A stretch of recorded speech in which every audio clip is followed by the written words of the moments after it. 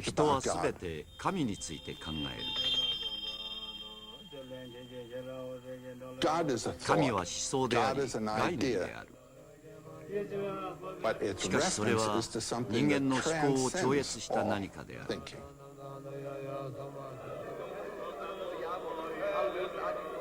神は存在するしないという次元を超越している。存在するともしないとも言えない。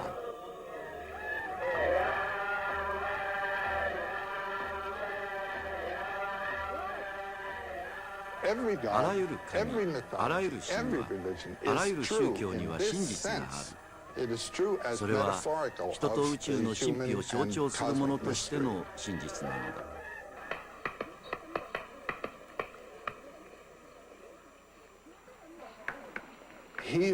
知り尽くしたと思うものは無知であり、無知だと思うものこそ真実を知っている。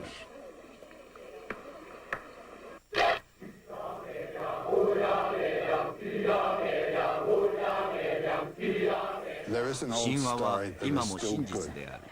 それは魂の探求の物語。自己の内なる本質を見出す物語だ。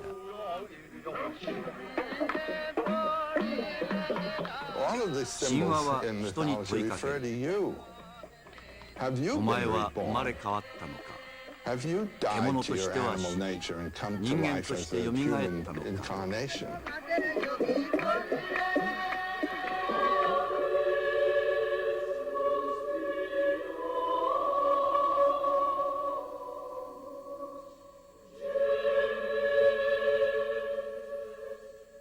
人は最も深い根源において神である。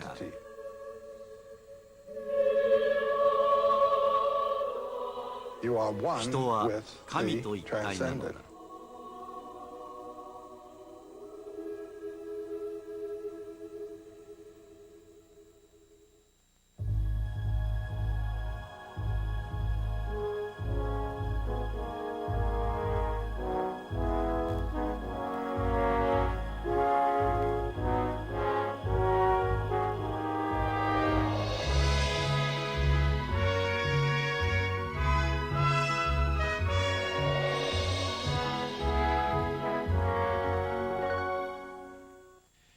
The images of God are many.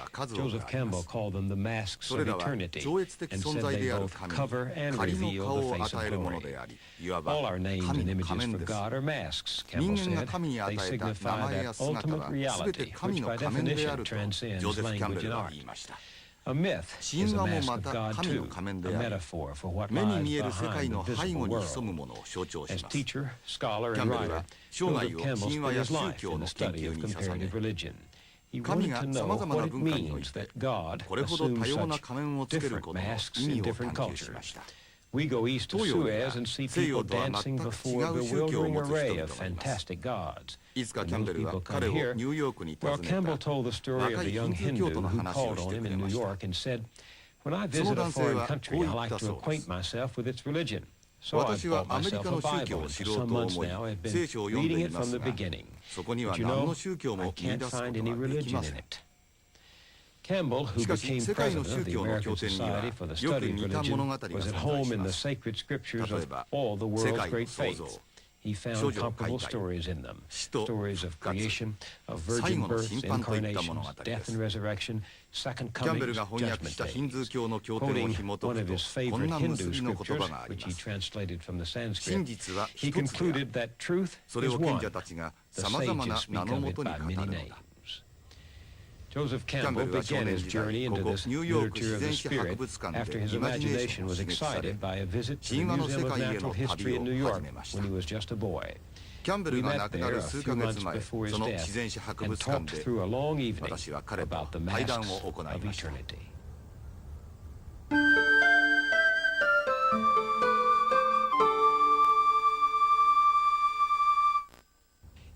どんな文化も神を求める点は共通のようですね。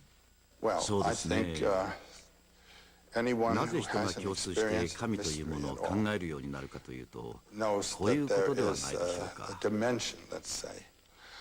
理解を超えた神秘というものを体験し、畏敬の念を覚えたとき、人は誰も世界には自分の知覚を超えた次元が存在することを知ります。古代インドの哲学書ウパニシャッドにこんな素晴らしい言葉があります。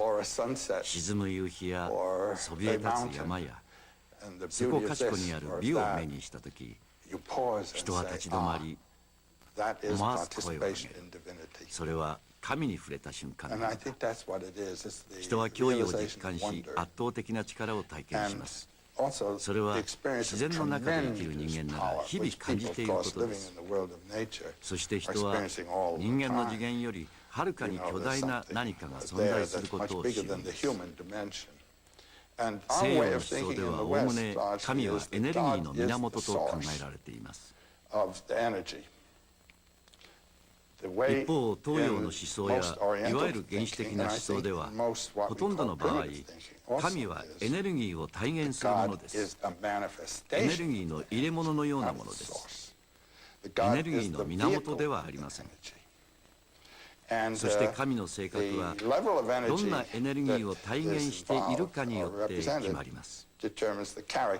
暴力的な神もいますし、慈悲深い神もいます。その両面を持つ神もいます。戦場で王を守る神もいます。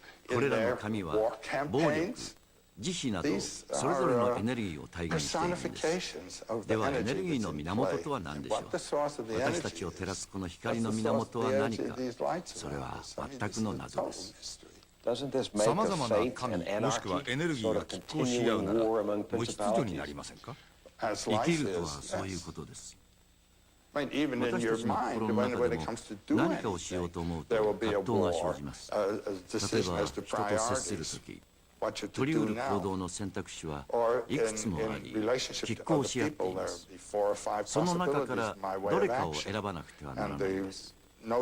この選択は自分の精神の中にいる神に影響を受けます。それがそやな神なら自分の選ぶ行動もそやになります。私たちのうちにはさまざまな神がいるんです。そうです。信仰への影響は。それは難しい問題ですね。先生は信仰をお持ちですね。経験な心をお持ちです。でも私にとって重要なのは信仰ではなく体験です。どんな体験ですか。私は驚きも体験しましたし、愛も体験しましたし、憎しみや恨みも体験しました。正直に言って相手の顎にパンチを食らわせたいと思ったこともあります。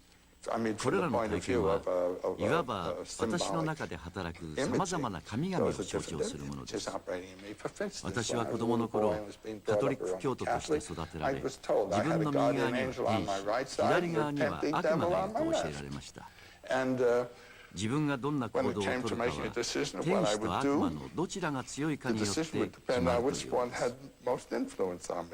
あの頃は私にそう教えた大人たちもそれを信じていたんでしょう。本当にそうだと思っていたようです。本当に。天使と悪魔が実際にいると考えていたんです。天使は人を善に導くエネルギーの象徴であり、悪魔は人を苦しめるエネルギーの象徴です。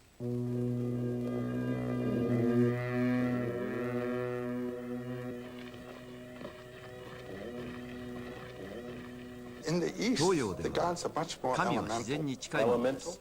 自然に。自然の力に近い存在で人間にはあまり似ていません。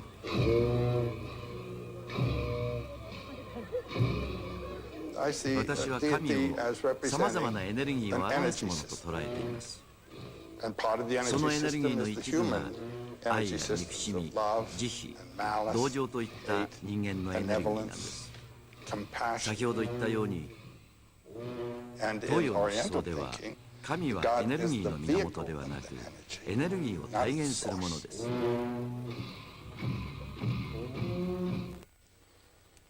西洋では神を擬人化する傾向がありますが、一つ面白い話をしましょう。ある時私はアスレチッククラブのプールにいました。何しろプールですからきちんとした格好をしていません。そこであるカトリックの司祭を紹介されました。私はその頃大学教授でしたが、その司祭もあるカトリック系大学の教授でした。私は泳ぎ終わってからその人の隣に座りました。アスレチッククラブ風に全く同等の立場で隣に並んだわけです。司祭が私に尋ねました。あなたは司祭ですか？私がいいえと答えると、今度はカトリック教徒ですか？私は以前はそうでした。すると彼は、人間のような性格や姿を持った神というものを信じますか？私はいいえ。すると彼は、確かにそういう神の存在を論理的に証明することはできませんね。そこで私は、もし神の存在が理屈で証明できるなら信仰なんかいるでしょうか？すると彼は、今日は楽しかったですねと帰ってしまった。私は柔道で一本取ったような気がしたよ。彼が人間のような神を信じるかとわざわざ聞いたのは、人間に似ていない神もあり得ると思っていたからです。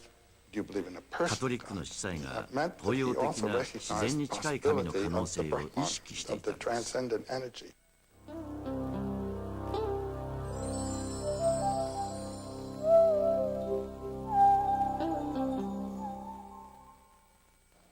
宗教とは何でしょうか？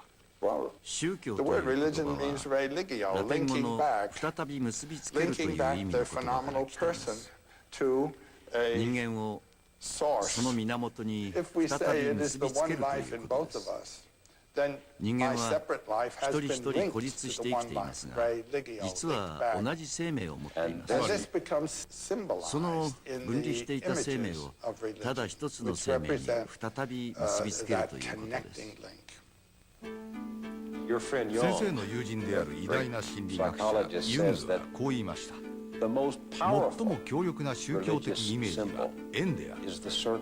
円は人類の根源的イメージの一つであり、円の形をしたシンボルについて考えるとき、我々は自己を分析しているのです。先生は長年にわたる研究の中で数多くの円に出会ったと思います。ステンドグラスもあれば、模様や絵も建築物もあります。インドの寺院の天井、アステカの暦の石、古代中国の青銅の盾、旧約聖書の預言者エゼキエルが空に見た幻の輪、どこにでも円があります。そうですね。円は中心です。人がそこから出て行き、そこへ戻るようなね。私は以前、アメリカ・インディアンとの対話を綴った本を読んだことがあります。1904年に出版されたナタリー・カーティスという人の本です。対話の相手はポーニー・インディアンの主張だったと思います。その主張がこんな話をしていました。我々が野営をするときはテントを円形に並べて張る。地平線を見ればそれも円形だ。ワシが巣を作るときも円形に作るとね。